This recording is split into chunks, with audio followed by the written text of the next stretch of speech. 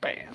What's up, everybody? This is AW Finnegan, author of The Sleeper Agent, and you are watching the Break It Down show.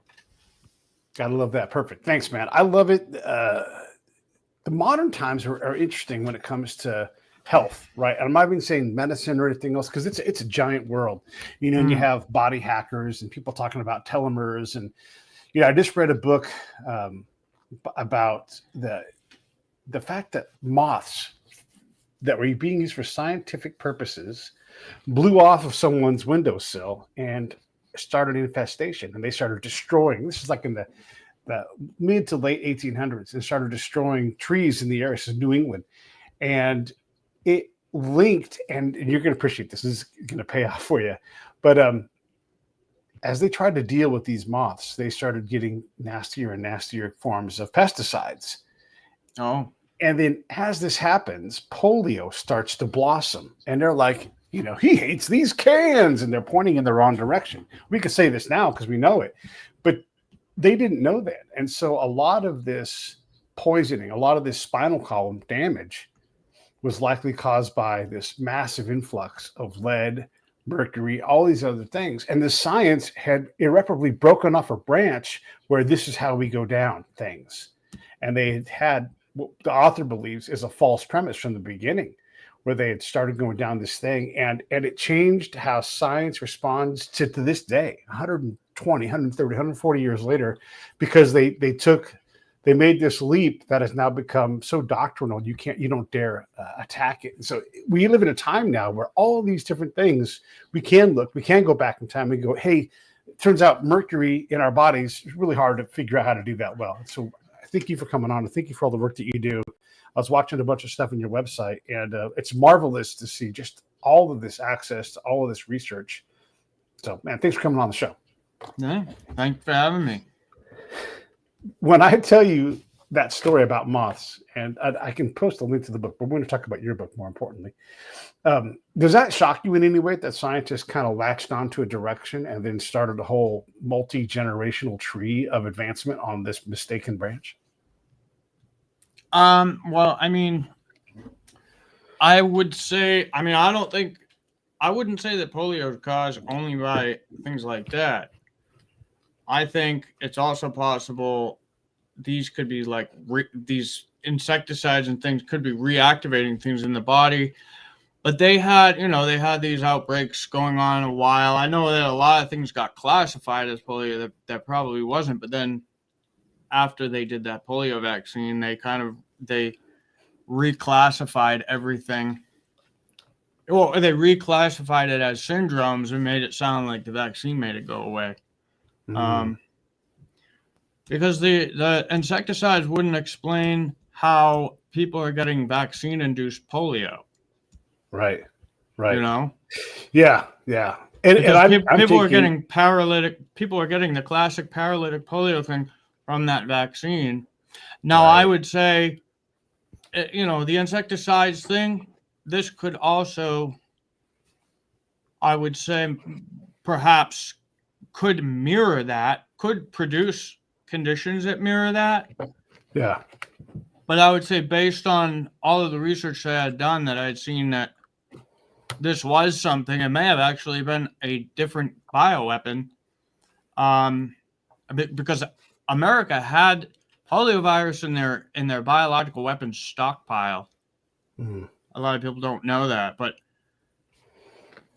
when all of this started, like the first outbreaks started to happen in the late 1800s, early 1900s. Now this is at a time when there was all of this false flag antagonism going on with the foot and mouth disease virus, where British intelligence were infecting cattle heading to Germany.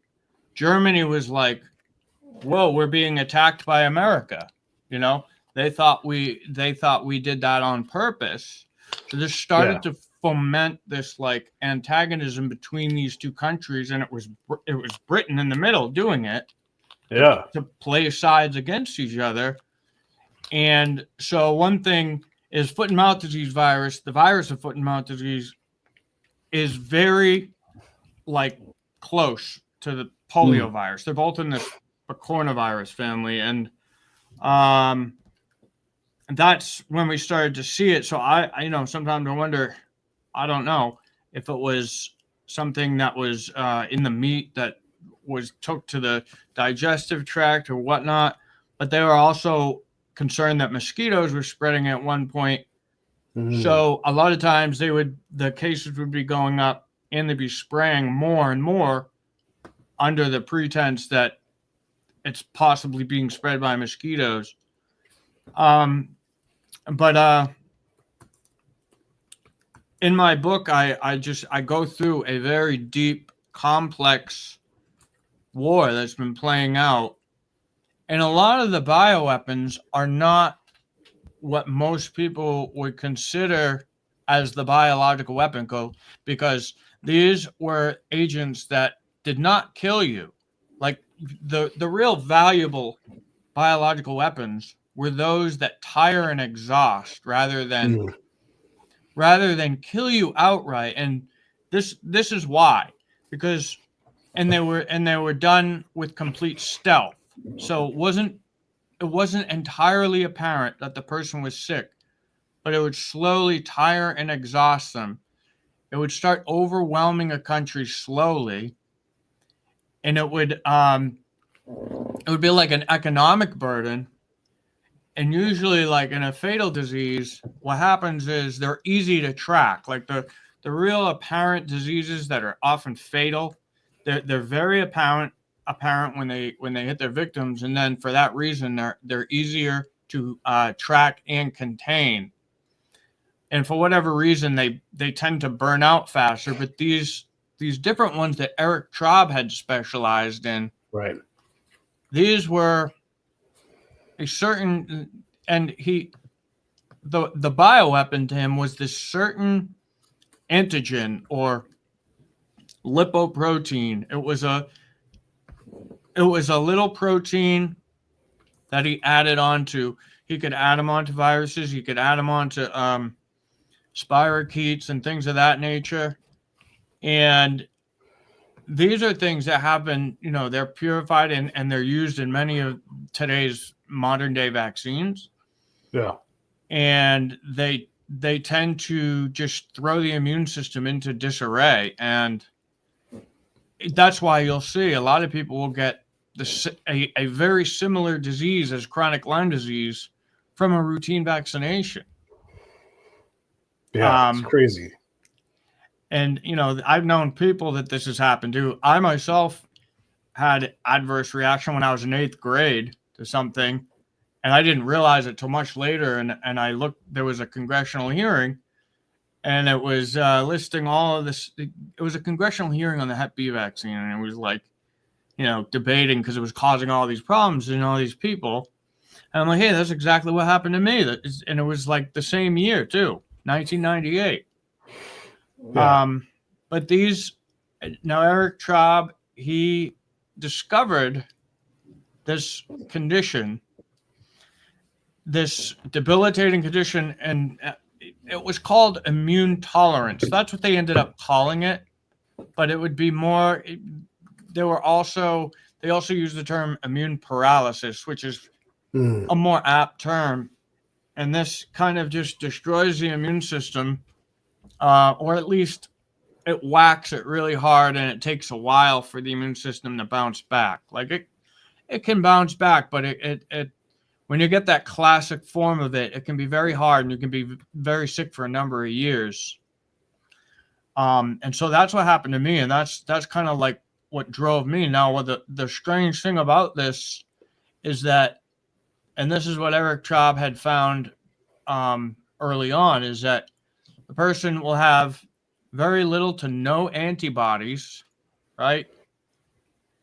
Very little inflammation. Like you go in, you get scans or whatever, there'll be very little inflammation involved. So then these people end up getting told, oh, you're not sick. We don't see anything wrong with you. Like a lot of the people, the chronic fatigue syndrome people, a lot of the Gulf War syndrome people, a lot of they call it myalgic encephalomyelitis. the really bad headaches. I remember they did a documentary on it trying to make this guy look crazy, like he was imagining his disease. And Erich Traub's work actually shows that these people actually do have an infection, and it's very stealth, and that was his specialty. That's what he was trying to do. And it's very demoralizing for these people to be sick like that, and then to try to go in and get help, and they're told, oh, there's nothing wrong with you. I mean, this is like millions of people now are on this boat. I was one of them too. And so when RFK is talking about the chronic disease epidemic in America, like this is all of that chronic disease can be traced to immunosuppression, that the immune system is not working properly. That's why people are plagued with these chronic health problems. Well, that's basically all in the same realm as what Erich Traub had found, immune tolerance. And does this also impact like things like testosterone? You know, because it would affect the entire body. Yeah, I mean, it would affect the entire system. It would, and it would be different for each person too. But you generally have, that would be something that I would say absolutely. And then, you know, people's hormones getting all messed up, and you know, maybe some of them have a lot of estrogen or something, and then they think they're girls or whatever. I mean, that's just, I wouldn't be surprised at all. I haven't looked specifically at that, but these are things that I would expect that, you know, because when I say it affects the whole system, it does. Like it affects the organs. I mean, your immune system is very important. It's not just for fending off things, but keeping your vitality, your health. And it's just, it's really a bad thing when you have not only these biological weapons that are filtering through the population, but them trying to use vaccines with that same antigen that Erich Traub was using as his weapons, it does the same damage. And perhaps they think they're doing something good, but I tend to think they know all about this because they were having conferences in the 1970s. So they did something really crazy. They gave the Nobel Prize for immune tolerance to two guys that never worked together. They weren't nominated by anybody. And what they did was they made this immune tolerance thing about organ transplant recipients because the same thing can happen. It's the same exact, and it has to do with antigens that are in the organs, right? Yeah. And so the body's like rejecting it, and it just makes the immune system go haywire. But what they wanted to do was they wanted to make it only about organ transplant recipients so that all of the stuff about infectious antigen would be overlooked, because if they admitted that, then they would have had a real problem in the vaccine industry, because they would have seen that this is also causing it, and they would have seen some massive flaws in their whole antibody theory of immunity, which is a lot of what Erich Traub's work shows. It kind of flips it on its head to how we understand immunity. And what he showed is that there are actually two sides of disease. There's the acute disease with heavy inflammation and immune response. And then there's immunosuppression, where there's almost no inflammation, but you still feel horrible on it. You can still be in a lot of discomfort. Like my elbow, for example, it just hurts like hell, even though it's not inflamed and everything, but it feels like somebody drove a hammer through my elbow. You know what I mean? Mm-hmm. And so the pain can still be there just as bad. It doesn't show up as anything, and it doesn't look on the outset like there's anything wrong with it. And that's kind of like what he had shown. And so I'm guessing that whole Nobel Prize thing, they were trying to do that because, you know, it would really put a thorn in the side of Big Pharma that they didn't want to deal with. And it also, you know, because all of Erich Traub's So they sent him back to Germany after he came over here in Operation Paperclip, after they had realized that he got over here with the help of a guy named Donald McLean, who had defected to Moscow, as a double agent. And basically they realized that a lot of the Nazis that they sent over here through him were also double agents. And so they put Erich Traub at like the top of our biological warfare program. He was pretty much advising them on how to run the program, because they were America wasn't as advanced as Nazi Germany when it came to these things. And they, over in Germany, he ran a facility. It was like the American version of Plum Island, but way before Plum Island, and it was called Insel Reims. It was a little island, and they had a huge lab set up. Now, they set up that lab when those foot and mouth disease outbreaks started back in like the late 1800s. That's actually when a lot of the biological warfare stuff started to get rolling. And then, it was way earlier. I even have in my book that George Washington, I have him quoted on Britain using biological weapons, 1776. He's talking about them using smallpox as a weapon against the Continental Army. And then I have several other incidents, like one, for example, where British intelligence, or Britain, they sail over here in a ship called the George Washington, and they bring a cow, and they take a cow off the ship when they get here, and they bring it to a farm. And they're like, our cow has gone dry. Can we trade this cow for a fresh cow? And they do. And then when they sail off, that cow, they find out, is sick, and that caused this big it caused an outbreak of this. It's a mycoplasma. It's called contagious bovine pleuropneumonia, and it spread all up and down the eastern seaboard in the 1850s. And so that, Britain, and what, I don't know if, so John Loftus, do you know who he is? John Loftus wrote the introduction to my book. He was a Nazi hunter. His job, he worked for the Department of Justice. He would hunt down Nazi war criminals hiding in America, but he found that the DOJ was actually protecting them. Well, he wrote a book called America's Nazi Secret. It used to be called the Belarus Secret. And in that book, he was the first to make the Lyme disease connection to biological warfare in 1982. Well, he was an important source for my book. And what he was and he had a biodefense source also that I talked to somewhat as well. But they were saying that a lot of people don't realize is that Britain was actually a bigger threat to national security, or at least Western intelligence saw Britain as a bigger threat to national security than even Nazi Germany.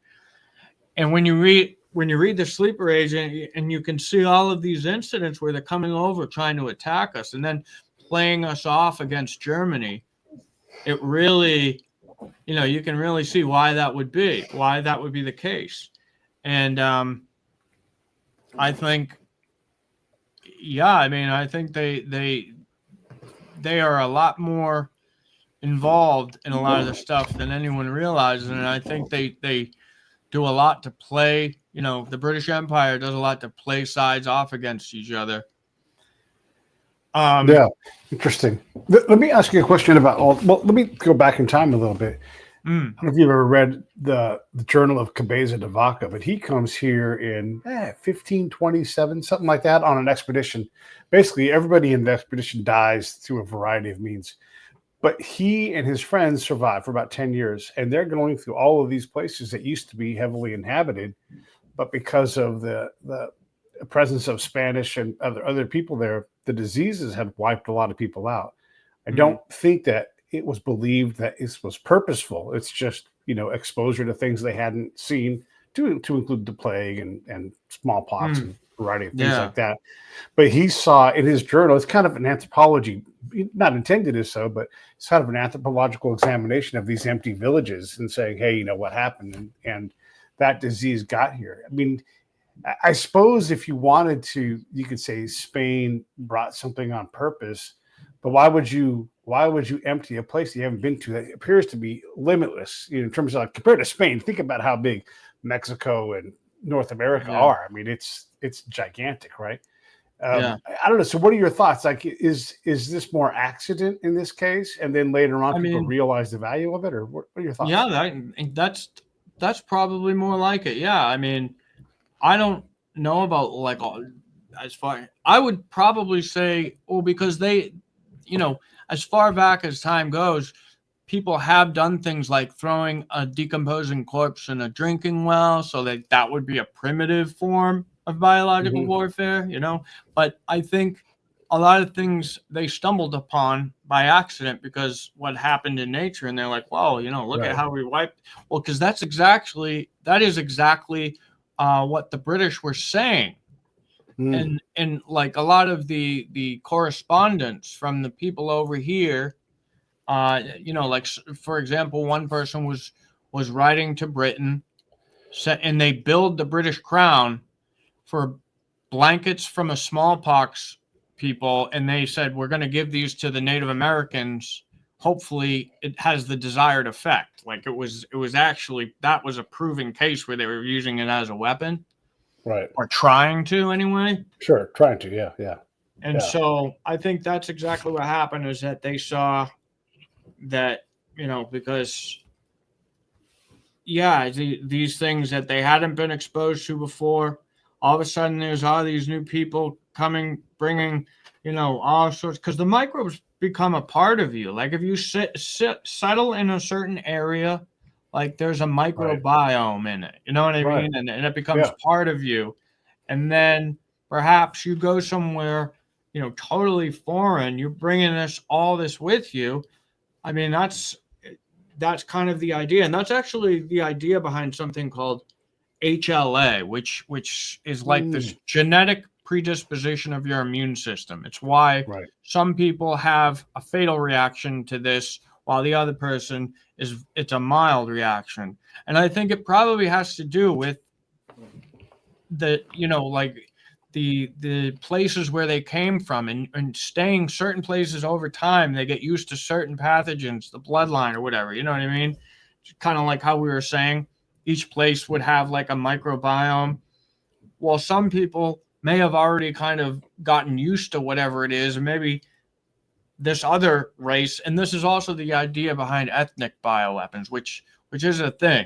They target certain aspects of the immune system, genetic, that has to do with things like race, and even within the same races, certain populations in certain geographic locations.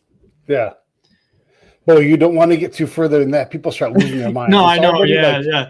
You already start off in, and I'm saying this just stating the obvious, like you already start off in like conspiracy realm, right? And now you bring in facts like geography and genetics, and people start to lose. Like, it's how do you throttle that so that you can stay consumable, but also truthful? Because I get it, and I'm here to hear what you have to say. Yeah. And as soon as you hear these things, it's like, man, like when you hear things that are hard to believe, it's hard to believe them, right? And then if you give another hard to believe thing, so how do you moderate how you address these things? You speak openly, or do you try to come back and bring me with you a little bit? What do you do? So I source from all official documentation. I have over 1,000 citations to official research in that book. And you know, like I really try to look for any mistakes that I could possibly make, you know, because I really am not concerned about me being right as much as I'm concerned about the truth. What is the truth? Yeah. You know? Yeah. Can there be more than one version? I mean, because medicine, health, these things, they're so, you know, it's like trying to catch water on a fork or something. You know, it's very hard to do much, because you're going to say something and be truthful. This guy's going to say something truthful, and they're going to disagree. I mean, the next time two PhDs do this on which way to go, right? And so this is not critique, right? It's just a fact. We're like, okay, let me give you an example. That way it takes you out of it. I was watching the news up in the Bay Area. I live in California, and a fire expert, it's California, right? These are all left-leaning people, university fire experts like, well, you listen, dead fall trees, you got to leave them. It's good for the forest. That's how you manage a forest, right? Yeah. The other guy on the show, university grade California fire expert, says like, you have to remove dead fall trees. This isn't the same 90 seconds. And these guys totally disagree on how these things go. So even truth, I mean, it's so hard to know like what to do, like buy organic. Organic doesn't matter. It's all a scam, and with all the messaging that goes into what everybody does, it is really, on my end, it's really hard to know where to put my feet down. I'll go read an academic paper and no one's ever replicated it. So you're like, yeah, you're saying this and someone peer reviews it, but has anyone tried to replicate it? No. And I'm like, well, then what are we doing? I don't know what to do with that. Yeah, it took me about 7 years to write that book, and it was a very long journey. I had to collect papers that were in German, translate them. Yeah, I basically collected all of Erich Traub's work. He became the focus because he had discovered that whole thing that I talked about called immune tolerance, which is basically the underpinnings of chronic disease, according to the research anyway. And it was like I had to piece together the story at the same time. And it was a lot of work. I mean, all I can say is I did my best to put the story forward. That was just, this is what I'm seeing. And what I try to do is look for any contradictions, like anything that I find that really does this contradict any of the other information, right? And that's kind of like my guide. I try to just like fine tune that by looking at sources from a diverse, you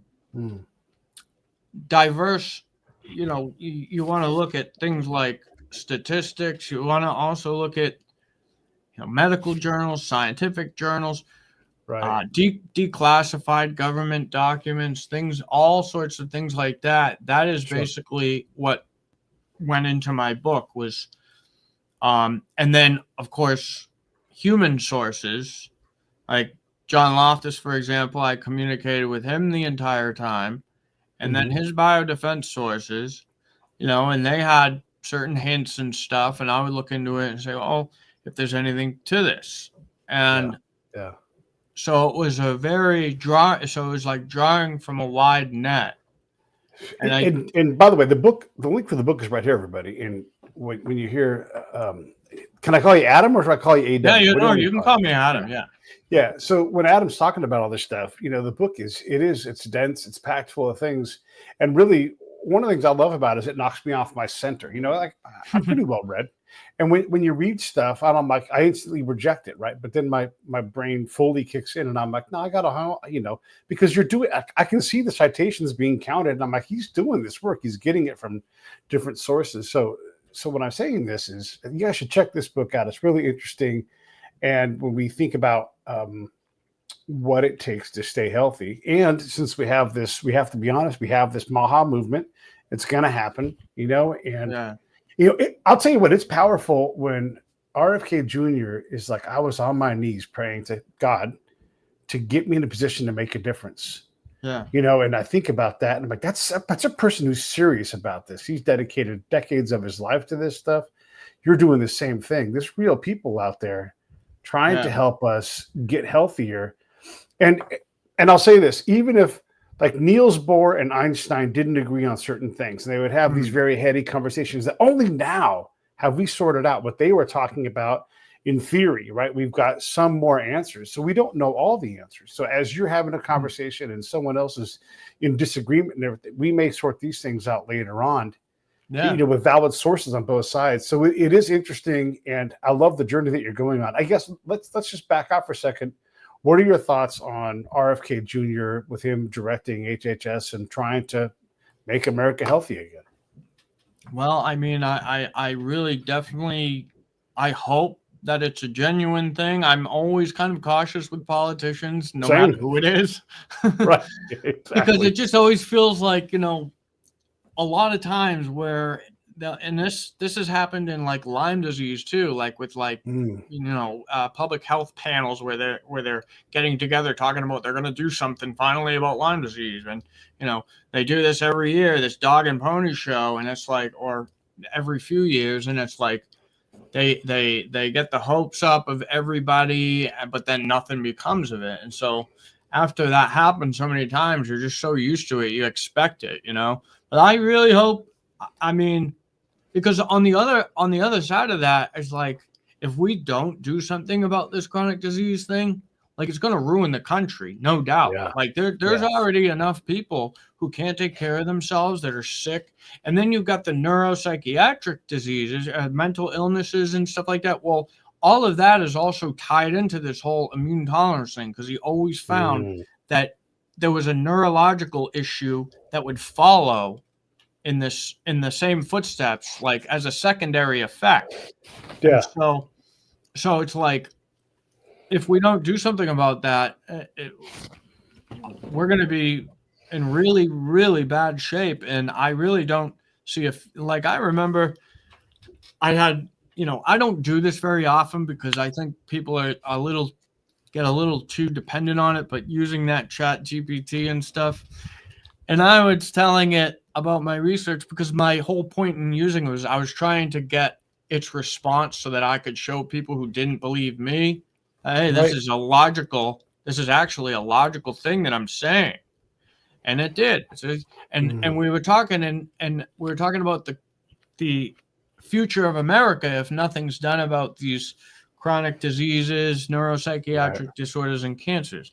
And they said, yes, eventually, if this goes on for long enough and nothing's done about it, the country will see a broader systemic collapse. So, I mean, you got Yeah. to think of it like that too. Like, and politicians, they want to hold on to their power and everything. And if there's no country, then there's really no power. I mean, so Yeah. I do hope that he's going to do something about that. And even if he's genuine, he may get a lot of pushback, and I could try to He'll kill for him or sure get something. pushback. Yeah, He'll I for sure mean, get pushback. But is it scientific pushback? Is it systematic yeah, pushback? Or is it political pushback? Right. He's got all these different ways to fight. And probably all of those. But absolutely. I Yeah. think there's a Yeah. lot of people, though. There's so many people that are on board with it, because so many people either know somebody who's really sick with a chronic disease, or they're sick Right. themselves. I happen to be sick Yeah. myself, not as bad as I used to be, but I'm still sick nonetheless. And it's like, but I see so many other people are getting sick, all the time, and everybody's got some kind of issue going on. It's like, some kind of chronic health Yeah. problem. It's everywhere. Yeah. Yeah, Yeah. and then It's and then of course, ubiquitous. yeah, and then of course, a lot of people are on psychiatric medication. Um, well, a good portion of people and stuff. So, Yeah. um, I would say there's a ton of people that medicate, even if it's informally or illegally. They mm, they are doing something to well, abate some kind of yeah, and existing and problem. now the drug epidemic makes a lot of sense. Why Sure. people are going to that, because it's like, Yeah. especially when they try to go into the medical system and they really don't get any help, or worse, they're demoralized, and they tell you there's nothing wrong with you. And if you keep trying to get help, they either get misdiagnosed, or you get sent to psychiatry as Sure. somatoform, which is, they say, Yeah. psychosomatic. Yeah. Yeah. Yeah. Yeah. You know, Um, I served a long time in the military, and my body's beat up from that. I've been in a lot of combat, and so my back and my hips, and these things all kind of connect together. And the number one thing to relieve my pain and make my body function better, so I can maybe rebuild it a little bit, is massage. And I'm not talking like ooh hot rock massage. mhm. I'm not talking like Yeah. intense, like holy shit, this thing hurts. And the VA is great, except for the like, yeah, standard of care is like once a month. And I'm like, once a month? Are you Yeah. kidding? Like it's Yeah. not enough. But they would gladly jam an epidural into my spinal column and say, here's the relief. I'm like, I don't need that. That's super expensive. Let's not do that. Let's just start with some massage. And so they changed my diagnosis at one point without even telling me. And without telling my doctor, they put it under his notes, which sounds super sneaky, but he's like, I didn't write that. That's not how I write. Those aren't the words I would use. I'm telling you, I didn't write that. So I got to believe Wow. it. Wow. And they diagnosed me with fibromyalgia, right? Which is kind of like, we don't know what's wrong with him, but he's in pain, Exactly. And so I'm in that zone where it's like, is he telling the truth? Of course I'm telling the truth. Why would I lie about this? It's miserable, Yeah, that's exactly what a lot of people are dealing with. And sometimes it's like much worse where it's just so demoralizing to them. Oh, yeah. But the medical I do get demoralized because if I don't reliably get the treatment, then I get mad. Then I got to go fight them, and that causes new problems for me. And exactly. So, and I'm just a dude. I'm just some dude on some road in some town in America. Yeah. Nothing special. But it is everywhere. And then when we look at, I'm kind of jumping tracks here, but when we look at the amount of vaccination damage that came post, COVID, and I mean, we should all, if we don't, I've got plenty extra, know people that were, at least they attribute their lasting harm to the vaccination. And I can't tell them no, like if now they have, I don't know, any of the symptoms. It's and that spike protein is exactly the same kind of antigen that Erich Traub was focused on. So I'm supposed to be giving a talk in March to some people, and this other guy, Charles Rixey, is going to be finishing it, and he's going to be talking about that. But yeah, I mean, I was looking at the VAERS reports and everything. It was terrible. And I said from the very beginning, this isn't going to make it go away. This isn't or this is not going to solve anything, and it's just going to cause a lot more harm because people are going to take it. And they're still going to get the virus and everything. But now they're going to have also, you're hearing about this thing, long vax, that they're calling it. Long COVID was long vax. And that's exactly what I would have expected. That's what I was actually saying. I even have the emails still. I was corresponding with John Loftus, and I was telling him, even before they even rolled the thing out, exactly how it was going to go down, and it did, because I understood about that antigen and what it does. And it's just, it's not, you can't use it as a vaccine. It just doesn't, all it really does is cause all sorts of problems. And then there were all the deaths that occurred. And that antigen is something that it's like oil. When you pour oil into water, right? What does it do? Is it clumps together, right? Yeah. Well, that's kind of what it does in your blood. Like it clumps to all of your tissues. And of course, it can take to the heart. And that's why you were seeing all that myocarditis and the lungs, the micro tumors in the lungs and all of that. Yeah. And I had evidence too, is that they knew, it seemed that they were actually trying to induce that condition because they knew that it hit these certain receptors. So there are certain receptors in the immune system that bring on this condition, right? Just like your brain has receptors to certain drugs, well, your immune system also has certain receptors. And for this thing, that's what it does, is that nasty lipid protein that when the immune system receptors are stimulated by this, it throws the immune system into disarray. And that's exactly what happened. But they knew. Oh, so there was a paper in 2012 that I had found, and it was funded by the Bill and Melinda Gates Foundation, and it was called Disease Tolerance as a Defense Strategy, which disease tolerance was another name for immune tolerance.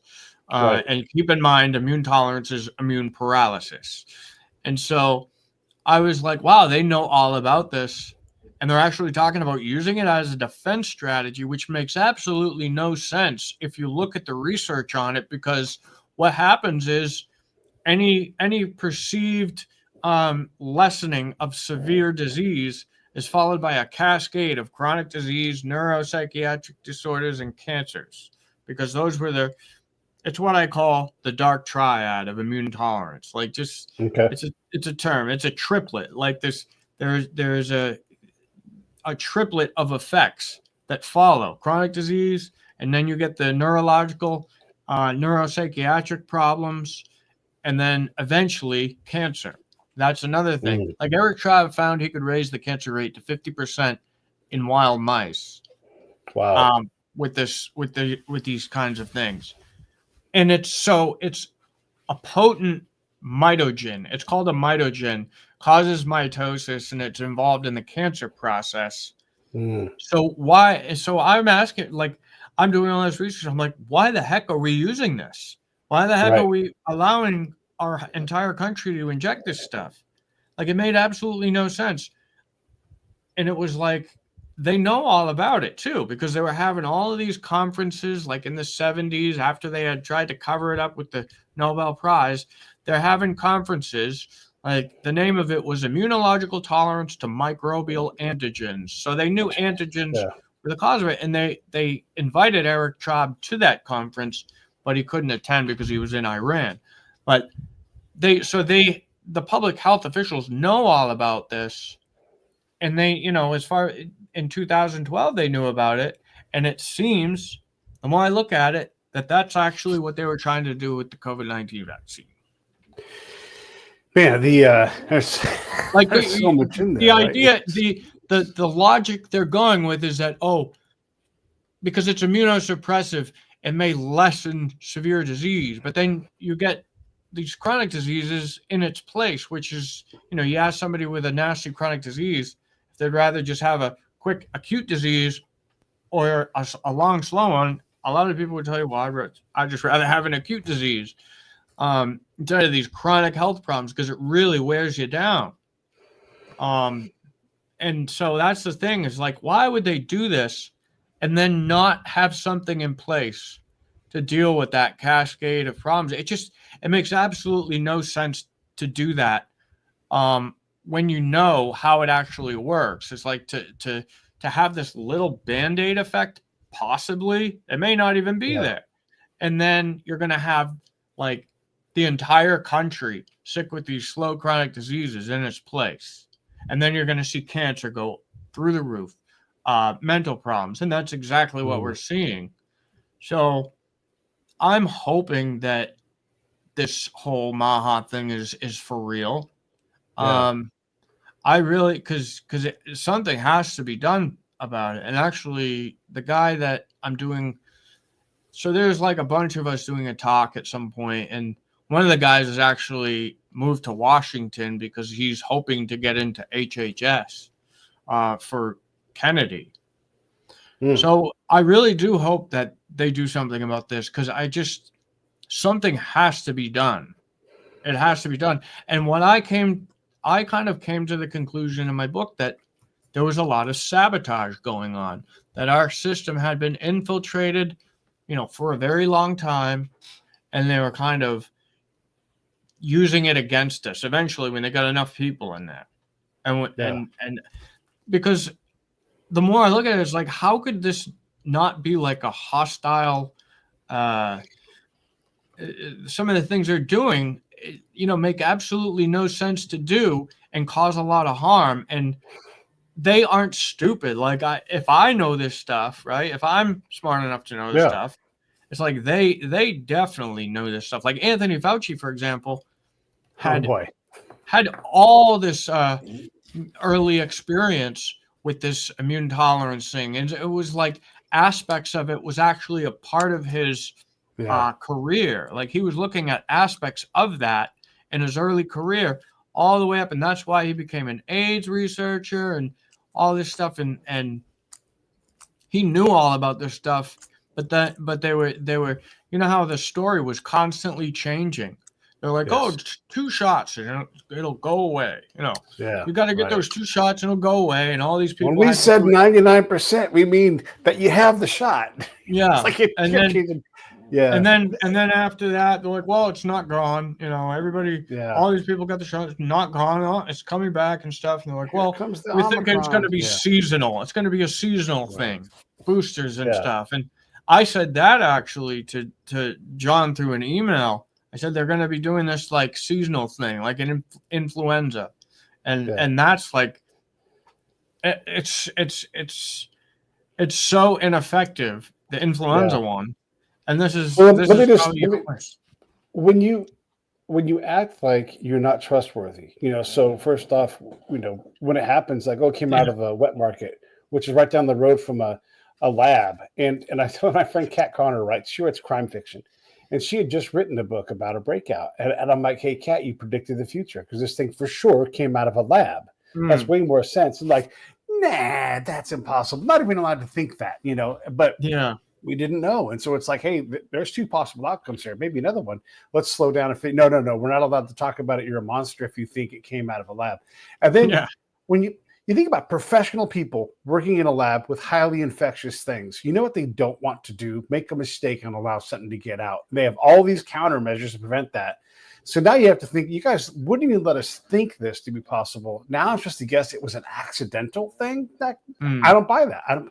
And then Fauci's, and look, I'm not a conspiracy guy, but don't expect me to believe when Anthony Fauci's wife works at NIH and she's in charge of no, improving shit. absolutely. You're like, okay, look, quit acting like you're guilty with all And the things that I you think do. they I think one of the tactics is they like to try to get, because war is a thing, weapons are a thing, nuclear Yeah, weapons are a thing, chemical weapons are sure. a thing, but somehow biological weapons are like this big conspiracy, right?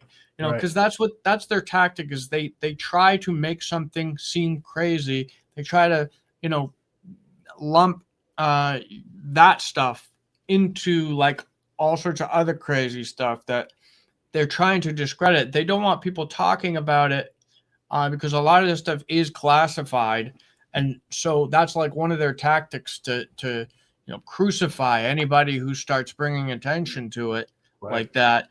And because these are things that are very real, our Yeah. biodefense. So yeah, and isn't it funny how they call you a crazy conspiracy theorist, but yet we have millions, perhaps billions of taxpayer dollars going into what? Biodefense to Yeah. Yeah. protect Yeah. against bioterrorism and things of that nature, and I they're not wasn't against crazy. Anthony Fauci at all, but I know some science. And if someone is like, you have to wear a mask, I'm like, masks are bullshit. What's he talking about? So I had a guy on who's, like a nuclear physicist guy who works, Caltech, some of the smartest people in the world. He's like, yeah, I got hired to do some research on N95 masks and everything else. He's like, by the way, if you're positive and you fart, you're spreading the disease. It's like, and by the way, M95, she's like, here's how effective they are. He's like, you may as well take the damn thing off because it's not the way we handle them, like putting a mask in your Yeah, purse and pulling it. It was all performative, right?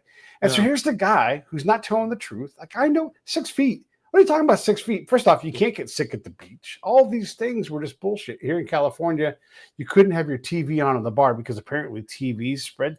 Come on. And yeah, so when you do all these things, and this is not about right or left, it's about take it seriously. If this is serious, act like you're serious. Don't act like you're goofing. I'm not going to get sick playing golf. I'm not going yeah, to get sick playing golf. Come on. yeah, And they didn't do that. And then, I went out and I got my shots because I want to be part of society. I'm not trying to be anybody else's problem. And now I'm not in any way anti-vax, but man, all that behavior, all that lying, all that deception has mm, pushed me over to like, look, I would pretty reliably, I would go through streaks where I would get the flu shot. I'm not getting it anymore because man. I I just, mean, I that's don't, I don't trust that system. well, I mean, we all were on that boat at one point, and I've had adverse reactions. I think the last one I got was in 2013, Yeah. and it's like, and when I started to research, I saw some serious things wrong. And I'm Yeah. like, Yeah. because this antigen, this nasty antigen that I was talking about, it's not harmless. It's very Mm, destructive to the body, but it's in a way that is slow. It's slow, and they don't look at any of that. When they do the safety studies, they're only looking at the immediate acute reactions. They're not looking right. for chronic health problems. Right. And that's Chronic. Yeah. and this was something that was confirmed with the Chat GPT thing. It was saying, no, they're not looking at this. And Mm, because of the way immune tolerance is, where it doesn't show a lot of inflammation, they don't have antibodies, it goes completely under the radar. It goes yeah. completely just, and then, so you can get something, you can get a shot, and then you can have a few months go by, and all of a sudden you start having problems because it Right. can unravel like that, and they're not looking at any of that. Because if you're going to have, if you're serious about health, and let's say you're pro-vaccine, you'd want to cover all ground. You'd want to make Right. sure, we'd want to see that this isn't causing chronic health problems. Right. If it wasn't, and if they were looking at that and they say, oh, it isn't, then great. But why are they not looking at it? Because when I start looking at it, I see all of these very disturbing things. And then it makes the whole thing, it makes a lot of sense why we have this massive chronic disease epidemic. Because when they were on Erich Traub's weapons, like say on the spirochete, they caused these nasty chronic diseases. But why would taking them off a spirochete and then injecting them not cause any problems? That's the way I'm looking at it. And all of this was science backed. I backed this up with extensive scientific research that shows this. And it's very concerning. And one of the guys we had at the FDA who approved the vaccine was a man named Konstantin Chumakov, whose father was a serious guy in the biological weapons program for the Soviet Union. Big surprise.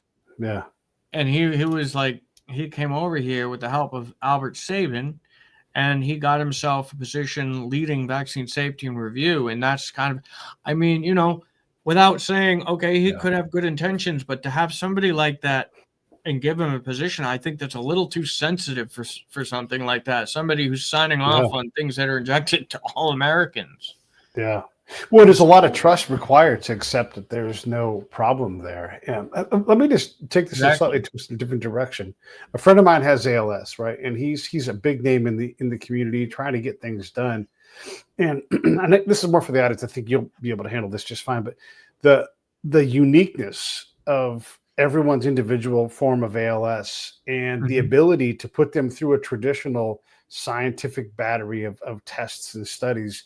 You have to have like, hey, some of you aren't even going to get the drug. We got to have a placebo. And he's like, why? Just give it to us. We're going to die anyhow, Yeah. And so you have these people that you inexorably send on this path towards death. And then when the money runs out and it's like, it only helped 5% of you guys, maybe, I guess that one doesn't work. It worked for those 5% of people, maybe. But this way science works is like the sieve is too big for ALS. And so people fly through the sieve without ever getting caught up in something, just because of how we study things, just because of what we value and how you get funded. It's like, hey, 5%, we're not going to invest in that. But if that was a solution for all these people, for the most part, when Lou Gehrig got ALS back in the 30s, there's nothing different in treatment. For the most part, like it's like valley fever. When you get valley fever, they never go, and you have valley fever. They go, you don't have anything else. We're going to call this valley fever, and we're going to try this treatment path.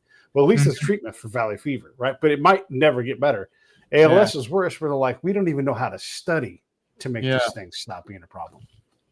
Yeah, and those were some of the syndromes that they would see with these antigens too. Like I said, they would unravel in unique ways, almost unique for each person. So it's like you can never really have like a reference point, because it's like when you throw the immune system out, disease unravels in an infinite variation of ways, depending on so many different factors.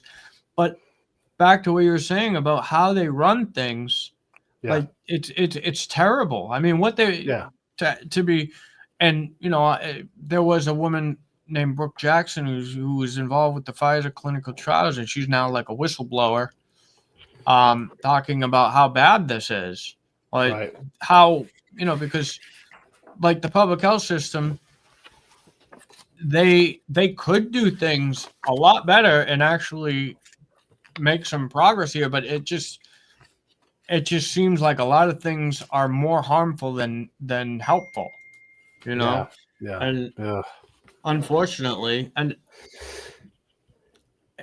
because they definitely need to start looking at this whole vaccination thing, because these antigens they're using in them, the Erich Traub had these were his formula for weapons. So it's Right. not going to make sense to inject it into you but call it a vaccine.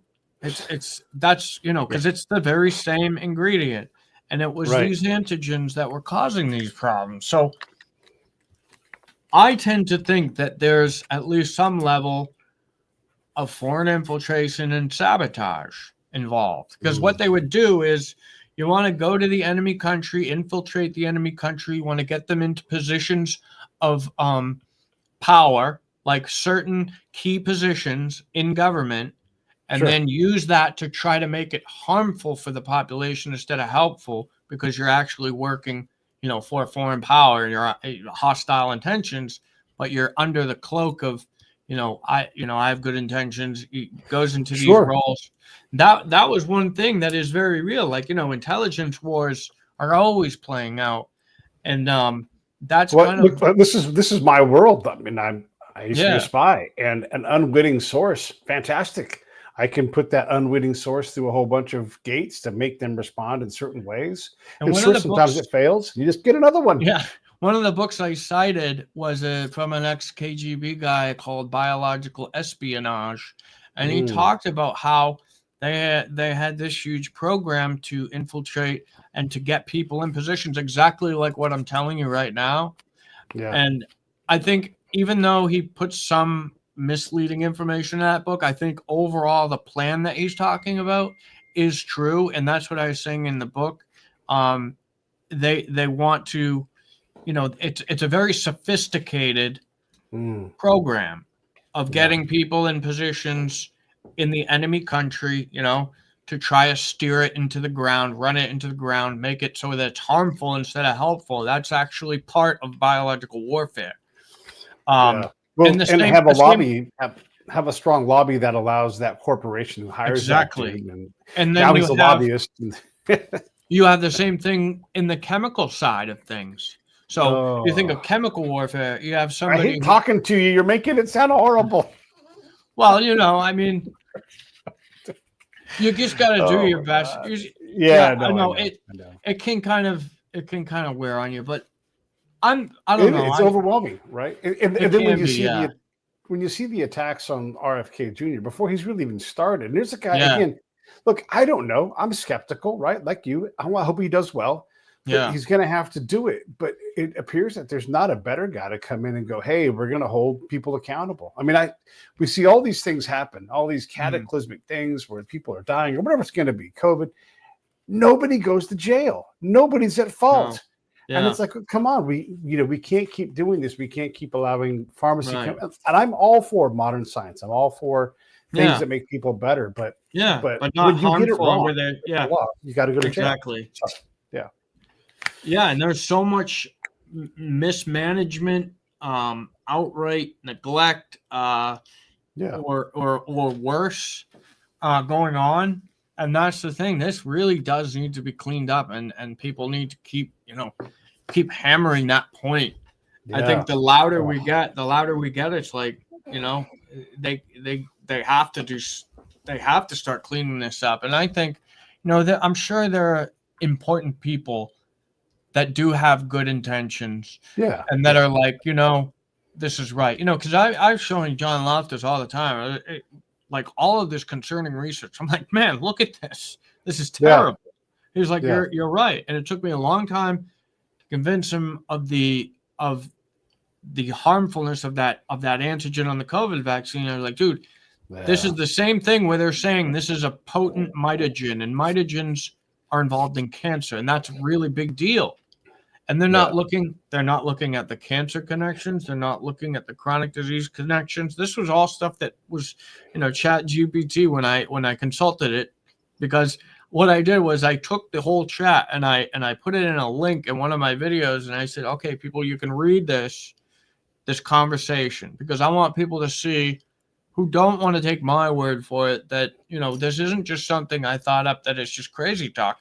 This is very logical. It's based on a lot of different sources, and it was very well put together. It's eye-opening. It is shocking. Yeah. But at the same time, it's like the better the quicker we deal with it, the quicker we come to terms with the problem and actually identify the problem, Well, then we can start talking about solutions, because we can only talk about solutions when we know what the problem is. Yeah. Right? Yeah. Well, I appreciate it, man. I don't want to take too much of your time. This has been fascinating. I have to have you back to talk some more about this. But it's Anytime, it's yeah. eye opening. Yeah, it's Yeah. eye opening, and everybody should go check out your stuff. There's a whole bunch of links in the remarks, but there's a timeline I have on my website with the Erich Traub timeline. That was a really good timeline I put up there. You have a whole tab on him there. Yeah. And then just for everybody watching, here's the link for Sleeper Agent. Get that book. You know what I'm saying? I always say this: buy 2 and buddy read. Helps the guy out, helps keep him working. And look, if you are skeptical, he's got a whole page full of stuff. You can go tear it apart and disagree with them and have conversations, because it's all there. The book is well sourced. I'm telling you right now, what I've read of it so far, I'm like impressed by all of, actually tons of resources. And I go back and look, I do my job. I'm looking, I'm like, is that a real book? Right? Because you can put some bullshit out there, and every time there's something real to it. So I appreciate what you've done, and that you're out there trying to help out. And it's not just like let's bash something. Like, no, there's these basic building blocks that are wrong, like the antigens and that whole thing. So it's like a whole pillar of disease, like that has been ignored. Yeah. You know, so it's like very important. It's just so far reaching. Yeah. But yeah, I had a great time talking to you, and anytime you want to have me back on, I'd be happy to talk to you. Okay, great. Let me wrap this up here. Everybody, I'll see you all tomorrow. We got at least one show, maybe 2. And by the way, Adam, you can go find him. look, it's simple. AW Finnegan. You'll find him. He's got a website. If not, look in the remarks, look in the show notes, and you'll find all that stuff. I'll see you all tomorrow. I'll be right back to you, Adam. Say goodbye. Hang on. Awesome.